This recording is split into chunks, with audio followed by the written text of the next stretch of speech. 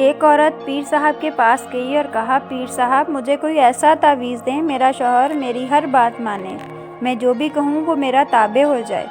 پیر صاحب بھی دور اندیش آدمی تھے، انہوں نے اس عورت کی بات غور سے سنی اور کہا، یہ عمل تو شیر کی گردن کے بال پر ہوگا، اور وہ بال بھی آپ کو خود شیر کی گردن سے نکال کر لانا پڑے گا، تبھی عمل اثر کرے گا ورنہ کوئی فائدہ نہ ہوگا۔ وہ عورت بہت پریشان ہوئی اور مایوس ہو کر واپس آ گئی، اپنی سہیلیوں کو بتایا۔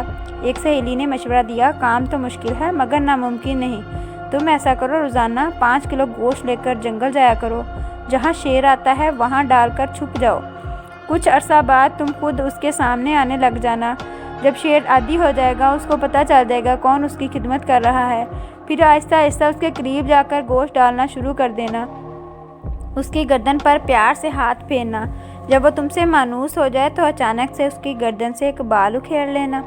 اس عورت کو یہ بات بہت پسند آئی، دوسرے ہی دن اس نے گوشت لیا اور جنگل گئی، گوشت ڈال کے چھپ گئی، شیر آیا، اس نے گوشت کھایا اور چلا گیا۔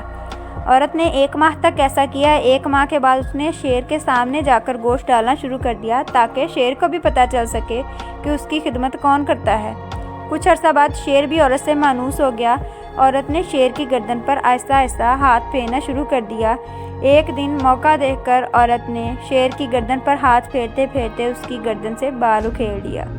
خوشی خوشی پیر صاحب کے پاس پہنچ گئی، بال پیر صاحب کو دیا اور کہا، میں شیر کی گردن سے بال اکھیڑ کر لے آئی ہوں، اب آپ عمل شروع کریں۔ پیر صاحب نے پوچھا، کیسے لائی ہو؟ تو عورت نے پوری تفصیل بتا دی۔ پیر صاحب سن کر مسکرائے اور کہا، اے بی بی، کیا تمہارا شوہر اس جنگلی جانور سے بھی زیادہ خطرناک ہے؟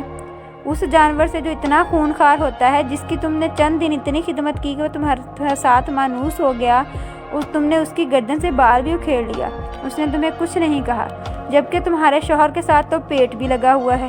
جب تم اس کی خدمت کرو گی تو جنگلی درندہ خدمت سے اتنا مانوس ہو سکتا ہے تو باشعور انسان بھی آپ کے تابع ہو سکتا ہے۔